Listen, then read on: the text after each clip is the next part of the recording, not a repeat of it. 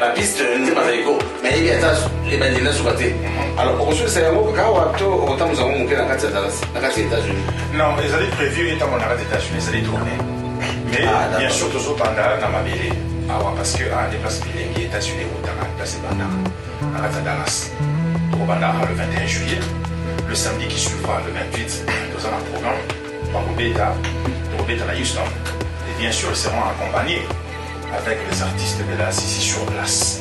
Batosima, bien sûr avec Chico, qui sera aussi devant avec eux. Alors, il y a Manabaro, où il n'est pas avec l'expérience. Il n'est pas avec un déco congolais de Dallas. Donc, on les allaient tourner. Il y a les prévus, il y a Dallas, qui est à Houston, et le qui est à Moussoussou, et le partout. Et aussi, sur ce, je lance aussi l'appel. Dans les gros producteurs, soit dans les gros, il y a amour. Il y a musique, il y a culture congolaise. L'amour, il y a pour faire épanouir, il y a pour c'est aussi l'occasion. Il y a Robin Gabiso. C'est un peu ça dans ma boko. Tout ça dans ma boko. Tout sungana pour tout le temps pour ça va mopé partout. Par yemba, banzemba auto yemba auto yebi. Pour banabiso binaka, pour biso peto binaka na oya lelo na oya lobby. Donc tout est déjà mis en place. Donc les alliés des Cambos, il y a tout les attaques sur la Canada, par contre commencer ici et puis aller ailleurs.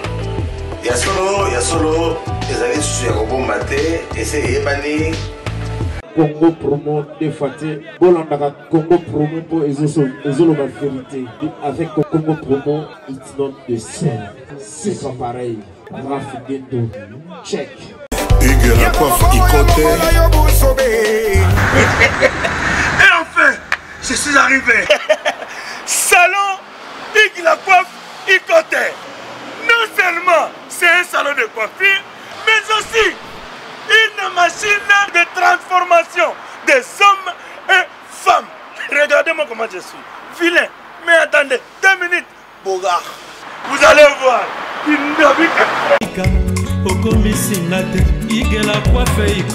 Hugues la coiffe Ikoté, votre salon de coiffure mixte afro-européen situé sur la Nationale 3 au 174 avenue Aristide Briand, les pavillons sous bois. Pour plus de précisions, veuillez nous contacter au 01 41 55 00 00 ou encore sur notre site huguelacoiffeikoté.com. Nous sommes ouverts tous les jours de 8h à 20h, même les jours fériés. Hugues la coiffe Ikoté, l'homme qui coiffe la ville. Hugues la coiffe Ikoté, le salon de coiffure mixte afro-européenne de proximité. Au 174 avenue Aristide Briand, les pavillons sous bois sur la Nationale 3. Un seul numéro, 01 41 55 00 00.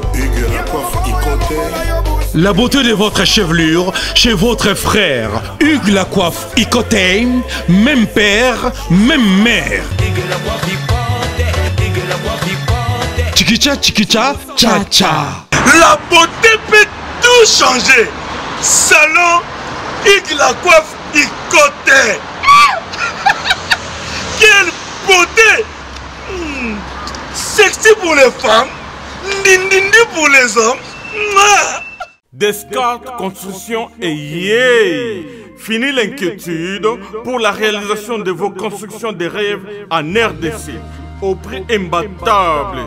Grâce à votre entreprise installée en RDC uniquement pour vous, spécialisée en construction, réfection, bâtiments, immeubles, vente de terrains, travaux publics, avec les ingénieurs architectes qualifiés au prix incroyable. Descartes Construction est aussi spécialisée en luminosité des bâtiments et éclairage public, installation des systèmes d'alerte, intrusion pour des maisons et véhicules et tout d'autres services.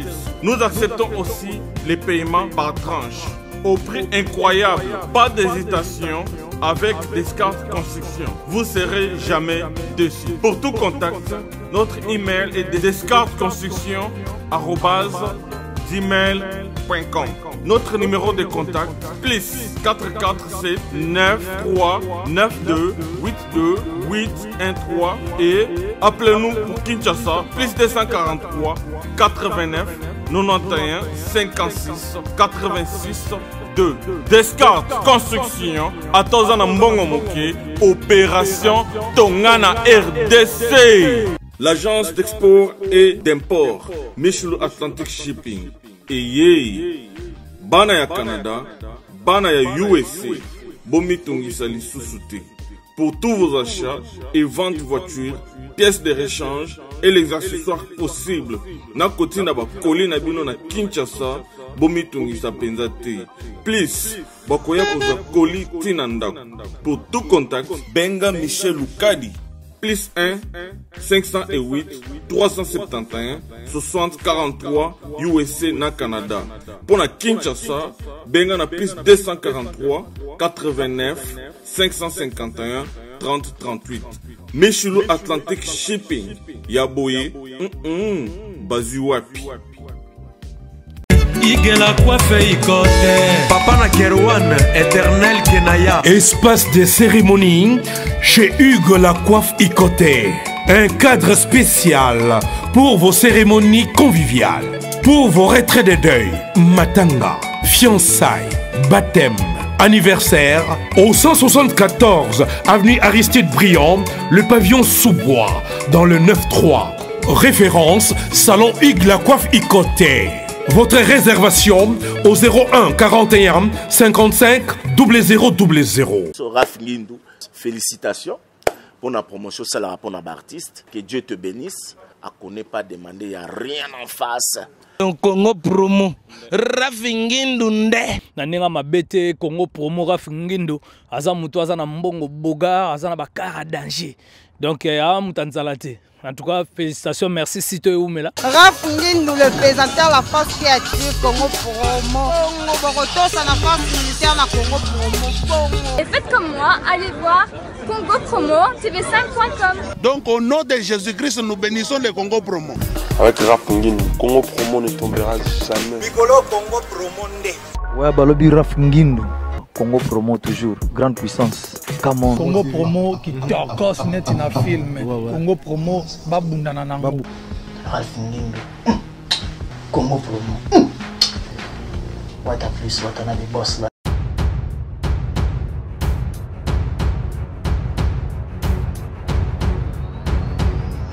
Bonsoir, Mbote, Bandeko, bonjour, et Paï Bozali, Mokile Mobimba, France, Belgique. Bana ya Europe mobimba bana ici États-Unis d'Amérique et pas Bozali na Chine to koma ebele mokili mobimba et pas toli ko panza culture ya Congo RDC lelo penda na kasi ya studio na biso to zali na masolo ya kafu to yami mopaya monene producteur monene oyo ayebani na kati ya États-Unis d'Amérique na France Belgique, Allemagne, Suisse et pas évident la culture la mission congolaise et côté Cameroun la mapa. Toko benga yé na poto na biso ayeli biso masolo elengi. Dallas ekoyina ekotoka pambate oyo amemeli biso ezalakate. Ekosala mambala liboso pe ekozwa mombesano pona kosepelisa bana ya mboka na kati ya masolo oyo amemeli biso. Tozo ngasima te to kene liboso to ya mama na mboka Yemei, papa. Oui. Pesa biso, baye bayo na bana mboka obali ko na biso na tango yo mokile mobimba. Yo nani komo na yo pe yo nani. D'accord. En premier lieu, d'abord, merci de m'avoir reçu dans Congo Bikidi. Abila. Congo Promo. Dans Congo Promo. Et la soirée à l'élo. Et quand on est au lobby, ils allaient pour ma soirée à Makamamboka. Et précisément dans ma culture, les gens na yeli à l'élo. Ngai kombo na ngai, les gens me connaissent beaucoup plus par le nom de Mokondi, mais c'est Faustino Mokondi. C'est comme ça que les gens me connaissent. Donc, Nazali à Wanadaras, les États-Unis d'Amérique, ça fait pratiquement 24 ans, 25 ans que je suis là. Et je demeure toujours dans le monde de l'art, pour ne pas dire musical, dans le monde de l'art. Mais je suis vraiment d'origine congolaise. boyoki ye penza na maloba na ye mei na mongumu na ye mei ngai nayebi ye moninga tobetaka na ye masano ya kopo kasi nalingaki alosolo na bino boyebi ye Faustino Mokonzi ye azali producteur promoteur mpe lisusu monene na kati ya mboka oyo ya yese États-Unis d'Amérique awa na kati ya mboka mokonzi ya Dallas ye avandisi masolo ya kopusaka bana mboka ya ekolo na ekolo o balingi koyemba po ye azali na misala oyo tobengi na lopoto studio phonographique d'enregistrement oyo esalaka bapalaki oyo tomonaka osali nango support osala clip ye mei yeyo oyo bazalaka na masolo wana bayebaka epai ebandaka te bazwa lisolo lelo ye mei Faustino Mokonzi ayili biso masolo wana mwa mboka tosepeli koyamba yo na kati ya studio na biso lelo. Merci. Totondi yo botondi tokosaka bolimbisi na mwango moke oyo tolekisaki pamba te tozalaki na makambo oyo ezalaki mpe ya motuya lokola osokoti na kati sanza oyo oyeli biso olobi ke ezalaka te na kati ya babele ya États-Unis d'Amérique awa na kati ya Dallas ezalaka te pamba te olingi osekwisa Zaiko oyo ekoma biteni na biteni bamwana mitu oyo ebanda masolo wana awa na kati ya Dallas banzemba bana mboka oyo bayebi te masolo ebetama eza ndenge nini? Masolo ezali ya Zaiko elangaka effectivement bakobeta awa na Dallas le 21 juillet et puis le 28 c'est prévu pour Houston. Kaka ndenge lobby kosekwisa. Je me rappelle encore quand je suis arrivé dans ce pays, soit dans l'État où il y a Texas, dans les années 90, des Zaiko et Yakaro-Beta à Wakala. Et depuis ce temps-là jusqu'aujourd'hui, Zaiko Tikala sur Ozonga Awate. Ndenge Bazalak ensemble, Ndenge Bakabwana. Tilelo Oyo Batikala Suskoyate. Alors sur ce, Nabandeko, Nabaninga, il y a un de sa organisation. Tout se dire que non, oui, je pense que c'est important. Parce que, bon, Bana Oyo n'est pas qu'on a-t-il de calculer, ça fait 25 ans que je vis ici. Bana Misuaza, déjà, on a 25 ans d'âge. Parce que là, jamais qu'on yoga, comme mon Azaïko live. Mais bah, yoga, on a ma solo, à travers leurs parents, à travers les amis, à travers YouTube, bien sûr, et surtout à travers Congo Promo. Et bah, mon yoga. Mais ils n'ont jamais eu cette occasion-là et en vivre vraiment live. Alors sur ce, on se dit, bon, pourquoi pas? Toye na Zaiko, Zaikoya, Abeta avec le Monte Bisso, c'est l'été aussi, bien sûr. Et puis pour la Ozong, ça m'a ambiance. Nadalas, comme ça a été toujours. Ozong, ça m'a vraiment comme ça, il décollait, et puis bon, c'est ça. Donc c'est prévu qu'il y ait Zaiko, membres de Zaiko, surtout les anciens, vont venir le 21 pour un concert, oui, c'est un concert live. Ça ne sera pas du playback. Là, j'insiste, ce sera du live. Vraiment, au vrai sens du mot. Masolo yo ezalaka te penza tokola musa masolo yo tokota na kati poto yeba mboka engomba Dallas awa na kati ya yesi États-Unis d'Amérique ezali pe na bana mboka oyo basepelisaka biso awa na kati na batana na bango koyoka yo olobi te tokozonga nsima te oyo bakobilisa biso JP Buse Adamo Ekula Lemir oyo tokozongela lisolo ya Adamo Ekula parce que likambo ya Adamo Ekula ezali likambo moko peta il faut tomettre yango sete bré parce que JP Buse azali na Canada banda akendaki atikaki Zaiko na Kinshasa azalaki peta parmi bato liboso oyo batikaki Zaiko mobimba ya Zaiko bakendaki États-Unis bayaki awa na mboka bopaya ye avandi na Canada ti lelo azali na Canada asali baétude na ye mpe azali kokoba na misala na ye. Alors obandi lisusu kobengisa mwana mboka Adamo Ekula oyo tobengi na kombo ya Yeme Lemir ye avandi na Bruxelles na mboka mokonzi ya Belgique oyo azali penza mongongo esantu ya kati ya Zaiko kolomboka oyo atikali pe ayi kotombola kopesa lokumu ya Zaiko langa kolomboka na kombo ya le César ya Zaiko. Bien sûr. Pe o bandi o faire accompagner bango na lolaka to mongongo ya nono oyo to mesana ko denga ye nono atala ko oyo azala ba les mêmes magiques oyo ningisaka ba maracas oyo pesa na rythme ya loketo e ningala penza. Ouais. Alors yebisa biso dekalisi nini yo ozwi ya ko sanisaka kabila mumemi sa to oyo pamba te na Zaiko langa ndenge bakenda ndenge bapanzana baye bakufa pe à leurs âmes baye le bomoyi bazali ebele me yo okani kaka lemira damo ekula je peux vous c'est na non pour la nuit oponika ba. Bon, d'abord je dirais c'est pas question de choix personnel. Les très important qu'on se comprenne à ce point-là. Zaiko ngai nazali même pas censé même pas na poussière yanga ko beta ma solo ya Zaiko. Vu mon âge, vu l'expérience ya Zaiko na ngai motobo. Mais na koli na kati ya Zaiko aussi bien sûr. To banya on a ki ponza na ki bomwana na ba camarades na de na Congo pour ne pas citer les noms. Et to koli na Zaiko. Ngai na koli na Zaiko ti lelo. Bien sûr, on dit non, on a Badamo, on a JP Boussé, tout le monde. Mais dans le orchestre, surtout quand on est nous avons toujours eu des éléments où ils ont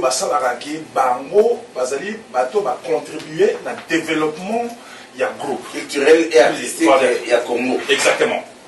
Mais quand nous parlons du groupe, c'est-à-dire du Zaiko, mais maintenant, comme tu viens d'énumérer aussi, de dire que non, pour la culture, il y a Congo. Bien sûr, parce que Zaiko c'est un patrimoine. Il y a Congo. Vouloir ou pas. Donc pour moi, je trouve que prendre JP Boussé, ou soit prendre Nyosh, ou soit prendre Lola Mona qui est là maintenant aujourd'hui, ils ont toujours bateau représenté Zaiko. Et surtout bateau, les lots pour Dallas, les États-Unis, pour ça tourner dans Bango, pratiquement 10 concerts, des alliés bateaux qui ont beaucoup contribué. Na Zaiko, pour développer Zaiko, ils allaient à Rofanda, ils allaient à Rofanda. Ce qui peut peut-être, on ne sait jamais, peut-être que les attentions il y a un autre point, parce que les éléments durs, ce sont des professionnels. Les bateaux, les bateaux, banda, masolo en Openza. Il y a un autre bien à Bango, toujours bien dit ça Bango, pour tout ça, nous les voilà le 21 juillet de cette année. Il y a solo pena JP Boussé, moninga ya Philippe Pelasimba, leki ya Jacques Pelasimba pe, ya Denis Pelasimba, mwana ya Kimbangu, baninga ya Kasavubu, bana ya Kasavubu. Azali pena professionnel oyo bayaki ko pesa pena maboko na kati ya Zaiko. Kozonga sima tupe ko pesa lisolo ya Zaiko pona bayebi Zaiko malamu te. Zaiko ezali lisanga monene ezali lokola lelo na kati ya mboka eyebani lokola institution oyo patrimoine ya mboka oyo kombo wana ekoki kotekama epai mosusu te ekokende epai mosusu te bana mboka balingi basalela kombo wana bazali na droit ya kosalela yango pamba te ezali patrimoine bomengo ya bana mboka oyo esalamaka na bana oyo bautaka na Athénée la Gomé, Athénée collège Albert après collège Bosembo, bango nyonso wana bazalaki bana oyo bayaki inspiré na masolo wana tokotanga bakombo te bandeli to ya suka kasi toyebi ke ya Josar Nyokalongo, ya Rossi Chipaka, Jacques Pelasimba, Teddy Mwaka, oncle Bapius, Mary Joe, tout bazali ebele Zaiko ezali compagnie monene oyo esali vraiment génération de génération.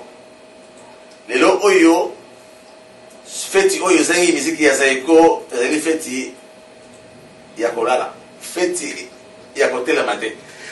Papa, yebisa biso mkoloni nini penda makambo yo okani que et salama est-ce que okosukisa kaka production na bango awa na Dallas to okotambusa bango na États-Unis po bana na biso to kobota awa mingi bayokanga basolo babinaka yango na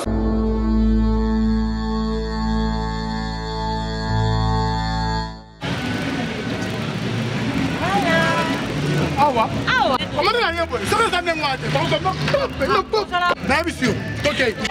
ça est bien fait. Bonjour, bonjour. Bonjour. Je pense que ma collègue a vu ça. Comment est déjà? Nous avons fait ça, ma collègue a vu ça. Papa, ngaso na uti poto na ya kanzela moko na biloko na ngai. Azana descendance ya Satutoma. Bandi marate za ba ya famille. Mais na cyber service andi marate andimi bana ya France, Paris, Lyon, Toulouse, Rennes. Bino tu buya kote wana. Uzana iloko lingu tinda na Afrique. Toa na Congo na Kisasa. Nikuna yazo ngumba mako kukena na yoko stratite. Na visa agence pas comme les autres. Tout le monde a pas tout le monde a fait combina na piste nzima za iko. Mais il y a ça et ben il a sous-côté. Alors on se c'est un mot kawa to autant nous avons monté dans quatre Dallas, dans quatre États-Unis. Non, ils allaient prévu étant mon arrêt États-Unis, ils allaient tourner. Mais bien sûr toujours pendant na mabele. Awa parce que des places bilingues États-Unis ou Tara, place Bandar. Dans Dallas. Tout Bandar le 21 juillet. Le samedi qui suivra le 28 dans un programme Barobeta, Torobeta à Houston. Et bien sûr, ils seront accompagnés avec les artistes de la ici sur place. Batouassima, Barobeta Nabarmo, bien sûr avec Chico, qui sera aussi devant avec eux. Alors, il y a Manabango, pour y passer avec l'expérience. Il y a pas avec un des Congolais, tous en dans Dallas. Donc, tourner, ils allaient tourner. Il y a prévu à Dallas, et qui est à Houston, et l'on a qui est à Moussoussou, et de partout. Et aussi, sur ce, je lance aussi l'appel. Na bandego producteur, soit na bandego oyo bazali na amour ya musique, ya culture congolaise. Na amour ya ko faire épanouir yango. Na baita mususu. C'est aussi l'occasion ya ko benga biso. Ba pesa na maboko. Ouais, to pesa na maboko, to sungana po to ko tambusa bango pe partout. Ba yemba banzembo ka oto yemba oto yebi. O bana biso binaka, o biso pe to binakala na o ya lelo na o ya lobby. Donc, tout est déjà mis en place. Donc, les alliés des Cambo, il y a tourné. Et ça va être que ça va commencer ici et puis aller ailleurs. Il y a solo, les alliés sous Yarobo Maté, et c'est Yébani, ma solo Oyo, et Yébani, na monogoya, mon amboka, Foster Mokonzi, Bayabachatembe, Baboloka Yeme, Foster Mokonzi, Oya, le but que. Elengi ya États-Unis d'Amérique et bandaka be awala kati ya Dallas. Dallas. Eza le studio robomba te Congo Promo pe aye kotia masolo na ye awa yango bomengo ya Dallas eli komonana. Toko pesa longoni na bana mboka entrepreneur nyonso congolais o bali kosala musala na kati ya Dallas. Nzambe apesa bino maboko bozala na makasi ya kopusa lokumu ya communauté congolaise toujours liboso. Pe bino baye to kotanga ba Congo bino ba entrepreneur ba homme d'affaires ya communauté congolaise ya Moka Dallas oyo e pa to yamba lingomba monene ya Zaiko langa lelo oyo e pesa bina Congo ya les clans César les César du clan langa les César du clan Zaiko langa pour la nini les César du clan langa pambate Zaiko langa tant que Mokitano ya kombo oyo Zaiko langa Josar Nyoka Longo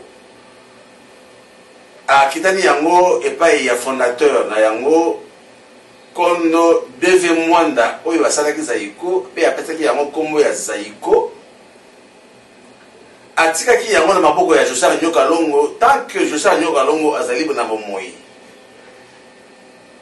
kombo ya patrimoine ya Zaiko langa ekozala toujours seko pe ba oyo nyonso basalaki na kati ya Zaiko baza libanda bakoki kosangana bakobengamaka na kombo ya les César du clan Zaiko langa c'est clair toboyi ba polémique pambate na Bruxelles epai ndeko na biso Adamo Ekula Lemir Yemei oyo napesi mbote azali kosangisa na minute oyo na kati ya Afrika moto ya ndeko na biso ezoko yinda na biso na Afrika moto na kati ya engumba ya bela bana bela Adamo azali ko yinisa abetaka tango nyonso na nyuki ponza pamba te Belgique Bruxelles est la capitale ya Belgique et na biso ba congolais ezali ko la mboka na biso ya mibale et pas to sepelaka lokola ezali non permis o ezaka na souci ya Congo soka komi na Belgique na kati ya engomba ya Bruxelles a se retrouvaka lokola komi na Congo surtout ceux qui a fréquenté milliers na biso ko na matonge na XL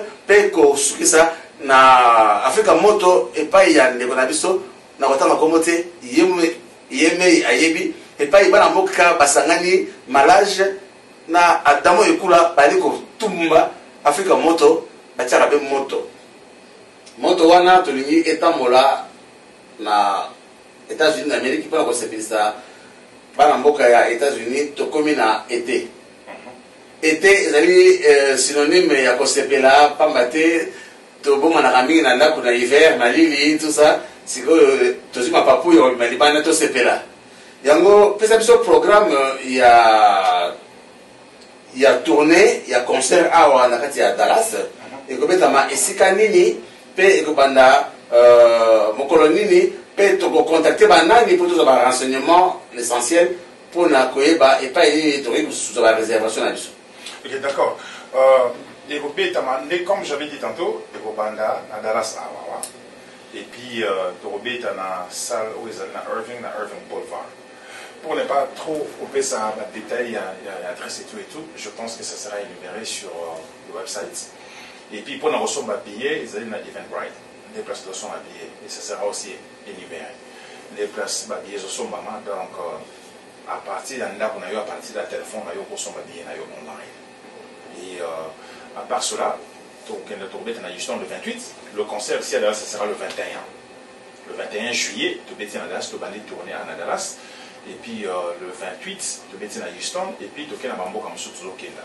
Comme aussi j'avais dit, bandit comme Soutouzo, c'est contacté. Bandit comme Soutouzo, parce qu'on a besoin que Babeta, Zaïko, Nabaïta, Nabango, pour le coup, il y a Mboka, pour le coup, il y a culture, il y a des occasions, il y a au moins la musique, l'artiste, l'artiste congolais. Nous sommes disponibles. Donc vous pouvez nous contacter. Les alliés dans vos difficultés, appelez-nous. Mon numéro, ça va s'afficher. Et puis bon, vous contactez Bissou et puis bon, autant de gens qui sont là pour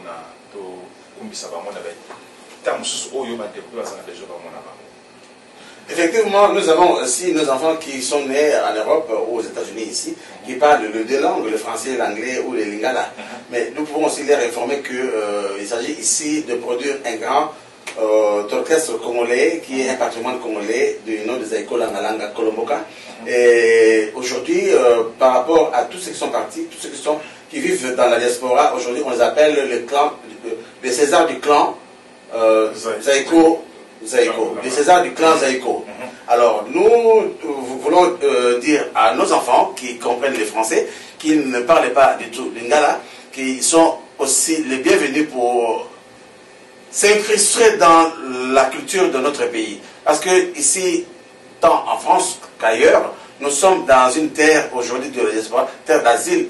Par exemple, pour certains parents qui sont venus en asile et qui sont restés parce qu'ils ont trouvé bonheur où ils sont ici. Alors, nos enfants qui sont nés ici donc, sont aussi des Congolais, quelle que soit leur nationalité acquise aujourd'hui, leur nationalité d'emprunt, ils sont des Congolais, donc d'origine. Donc, ils doivent ne pas connaître l'ambiance et l'originalité de notre culture congolaise.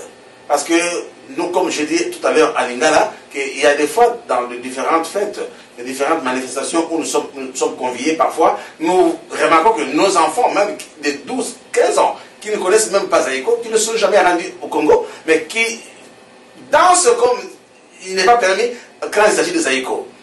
C'est pourquoi vous aussi, nos enfants, nous vous invitons que la porte est grandement ouverte, prenez des renseignements, achetez vos billets et contribuez massivement, soutenez les producteurs qui veulent faire cette tournée à travers les États-Unis. Alors, je reviens vers notre producteur Faustino Mokonzi, comme il le veut bien. Au BTCT, d'abord producteur, il y a communauté congolaise, tout producteur il y a ba école mosusu o balingaka musique congolaise ba yebi que musique congolaise efutaka. Exact. Obengi bango olobi que yo osali makasi lolenge na baninga. Est-ce que tu peux koyeba lisanga na bino popesa mo la komoni ni oyo tokotanga na ba flyer? Lisanga kombo na yango ezali Mola Production. Voilà, donc Bokomona sous le haut patronage de Mola Production.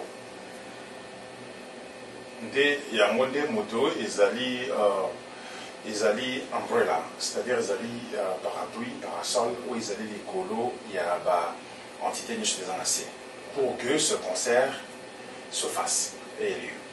Voilà, le coup là, vous avez vu, Faustin Bokonzi, il est producteur, promoteur et porte-parole, il y a Mola Production, ils allaient hospice Oyo, et que Betisa, ou ils allaient Bengisa, non, attends que Banda Moka Bruxelles, pe Adamo et Koule les Mire Yemei, Banda Moka Bruxelles, pe je vais pousser que Banda Mopandi Nabiso Awana Canada, Poto Sangana, to Kata Baloketo, et avec Bengisa, avec Kolobayango, que bazali na posa penda biso bana mboka pe bayebaso basepelaka na musique congolaise bayebi musique congolaise efutaka baya basolola po te tokoka kotambwisa tourne oyo ya makambo oyo à travers les États-Unis mpona nini te tobima pe États-Unis tokoma na Mexico mpona nini te tobima te tokoma pe na les Antilles te. Ouais, exactement. Alors yango mwana mboka Faustino Mokonzi ako tangela biso lisusu numéro ya téléphone oyo bakocontacte ye mpe nde toyali koloba boye mpe na suka ya émission bokomona na baekran na bino numéro oyo ya mwana mboka Faustino Mokonzi mpe banuméro ya bato banso oyo bokoki kocontacte mpo te bapesa bino barenseignement l'essentiel mpona kosunga tourne oyo ya le César du clan langa eleka na boboto. Alors je ne sais pas Faustin Bokonzi. Ok, je dirais vous avez soulevé un point qui est très très important. Ce point-là, vous avez parlé de l'historique. Vous avez parlé par rapport à l'expérience et vous aviez aussi parlé par rapport à ce que vous avez vécu. L'Europe, bien sûr, vous étiez là-bas. Au Congo, bien sûr, on est là-bas. Et ici aussi aux États-Unis d'Amérique. Et tous en Bana, comme vous l'avez dit, qui ne parle peut-être, qui ne s'exprime pas en français, en lingala plutôt, seulement en français et en anglais. Et peut-être la majorité de Congo, Binaka, ils dansent la musique congolaise. Ils ne savent pas qu'est-ce qu'ils dansent. Ils ne savent même pas c'est qui ces gens ici. Exactement. Et nous parlons de la patrimoine de la République démocratique du Congo, soit de l'Afrique centrale, bien sûr, pourquoi pas. Alors, ils seront ici avec nous, le 21. Ça sera une occasion pour les parents, pour les grands frères, pour les grandes sœurs, pour les grands-mères, de venir aussi les soutenir, et puis juste donner un coup de pouce, et puis amener les enfants, amener les jeunes qui sont là avec nous, qui aiment la bonne musique, qui dansent la musique congolaise, qui dansent à tout le monde, venir soutenir, et puis donc c'est ça quoi. C'est ça le message. Et pour les contacts, c'est facile. Mon numéro, soit le numéro, il y a un seul numéro, ça va c'est sur le flyer, ça va défiler. Mais à part cela, pour les gens qui me connaissent, les gens qui veulent me contacter directement, bah, vous contactez NAP directement aussi, bien sûr, il n'y a pas de problème. Sur le 214 et puis 810 93, soit 93 28. Ça, c'est mon numéro direct. Donc, on a un numéro, il y a ma production seulement. Dans le numéro, on a les rapports dans ma business. Il y a où ils ont ma musique.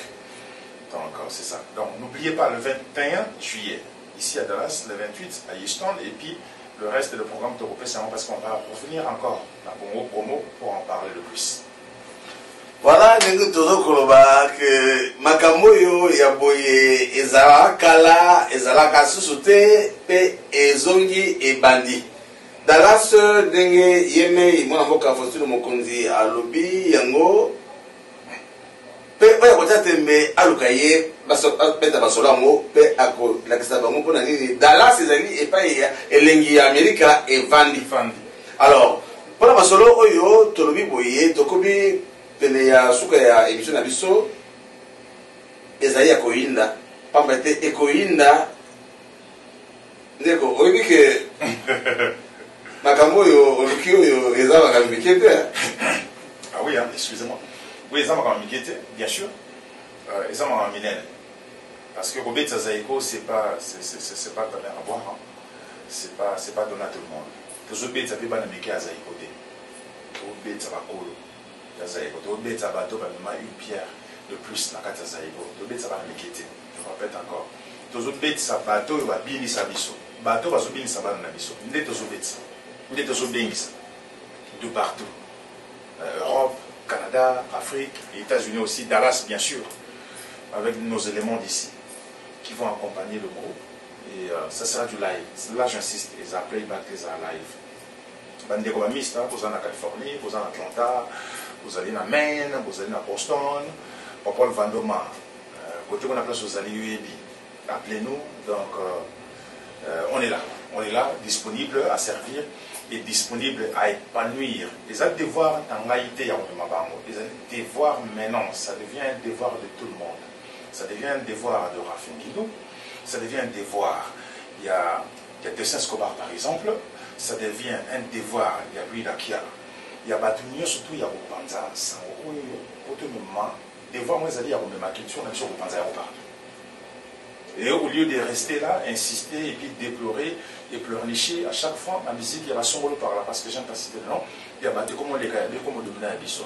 Non, il y a Bisso, il y a Moïsoya. Tout ça m'a beaucoup. Soutenons-nous la main dans la main pour qu'on aille de l'avant. Si vous avez bien de la musique, moi, ça va à Mississippi. Ça fait longtemps que tu vas à Mississippi, vous êtes nous les cas là. Petit dans la guicha, benga, solo là, nous les avons écouté dans le terrain. Donc, il y a un Bisso. Il n'y a pas de problème dessus. Donc on est là, groupe Goya, mon bimba, là, ma mise à côté de Beta Life. On est là, l'impo à Houston, toujours en attente. On est là, ma mise à Dario Manteki, là, juste en passant aussi. On est allé bateau, pour travailler là-bas en conjonction pour nous laisser mal à la salle. Voilà, chers amis internautes et téléspectateurs, Oyo Bazali Benza Balandaka.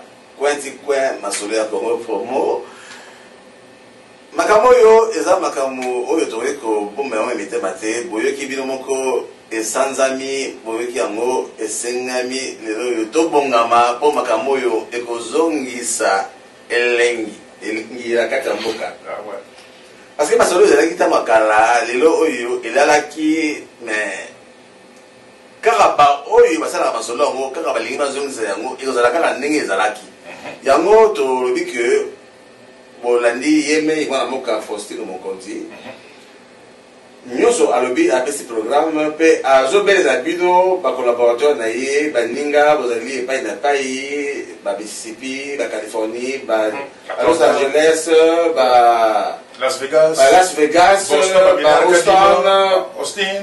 Et pas une chose bozali boyoki lolaka ya bolinga na bino ndeko aza ko belela que bosunga lisolo oyo ezwa ampleur po simaya lisolo oyo mosusu koya. Voilà. To ko benda pe ba oyo ya Kinshasa. Voilà.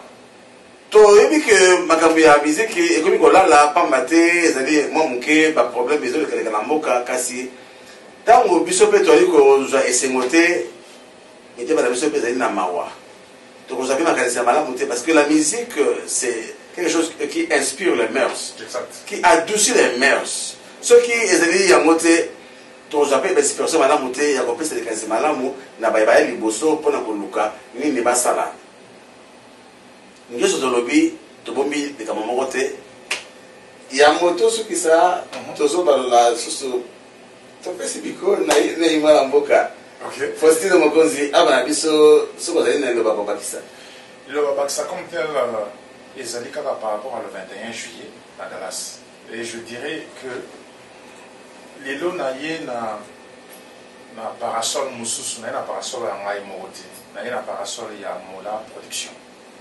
Donc il y a monde ezo kumbela ma solo dont je fais aussi partie. Comme vous le savez, ça fait 20 ans la salle de ma production, il n'y a jamais eu du raté. Jamais. masala raté te moi qui t'en sonne nzamba anokisaki mvula mo quelque part mais raté tikala kozala te et oyo pe oui ça sera plus grand que les autres venez nombreux soutenez totia maboko tosimbana tokenda trésor mbumba bana terrain Paul Vandoma Dario Mantequila oya nombreux pour soutenir ndeko na bino petit frère na bino Chico Bambi ba master na bino ba Adamo ba JP Boussé Nono Atalaku ba Ebe Sainté seront là avec nous Bols Badis et vraiment je tiens à vous voir tous mes amis mes frères et sœurs mes parents et les enfants aussi bien sûr et là maintenant nous parlons de la culture congolaise branche ya moke na kati ya culture congolaise parce que culture congolaise a monene et là je conteste mais la musique ça fait partie ya wana donc on a besoin nazosenga na bandeko toya tokutana wana biso surtout jour yango le 21 juillet et puis le 28 dans un Houston donc ça fera du bien Rue d'Akiala surtout toi Rue d'Akiala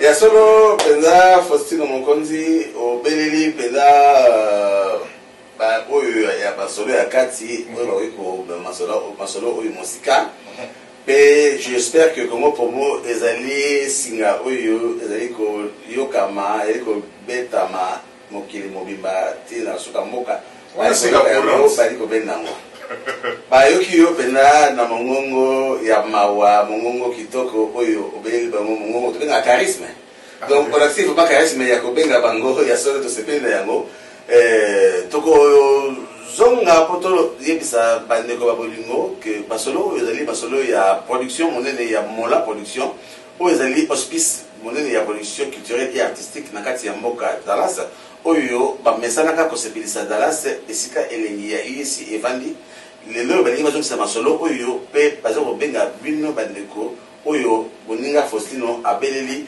bosangana bosolola masolo oyo etambola po elengi ya mboka ezonga evanda tout la ba stress ya bakayo alors nyoso yokoloba ezali ebele kasi ngonga na biso ezalaka toujours na ntango na yango mwana moka asukisi epai ngapi na kosukisa ba adresse na ba référence nyonso oyo apesi bino eko leka na se abilili ya ba télévision na bino pe ba ordinateur na bino po boye ba adresse pe ba contact ni boki ko benga po bozo la renseignement ya solo kasi pona koloba kozonga ba solo oyo boye bate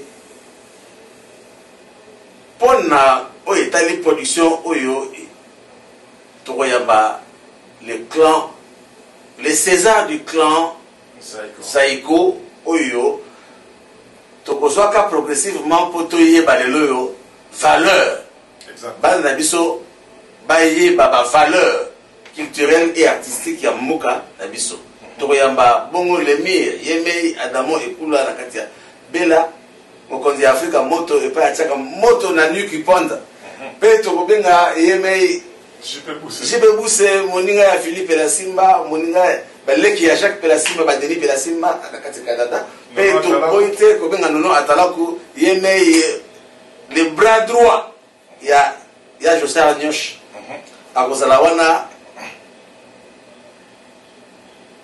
programme ezali mulai poko landa yango na nzela ya singa pona lelo tosuki boye Congo Promo o ezali kopesa bino masolo ya diversité ya culture et artistique politique sanitaire sportif ezali toujours ouvert pour koyamba bino na toute interview ou toute information oyo ozenda yango pona kopanza yango mokili mobimba na ntango moke pona ngai ndeko na bino mwana mboka le colonel Van Michel mokonzi ya bakonzi na kati ya mapinga apesi bino mote botikala malamu tukutani na malasi. Merci bien.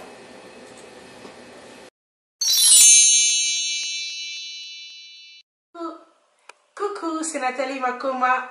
Promo sur CPLA TV.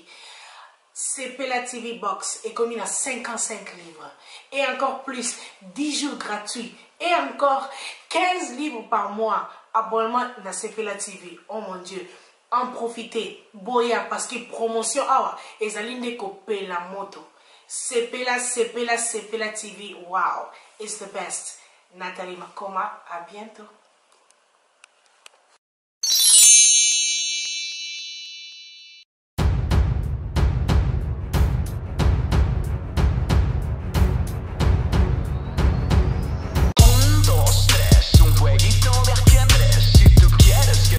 Bonjour à tous, vous êtes sur Congo Promo. Si vous aimez plus de vidéos, cliquez le bouton en bas, abonnez-vous en masse. Moi, Bérodes, je me suis déjà abonné. Il reste que vous.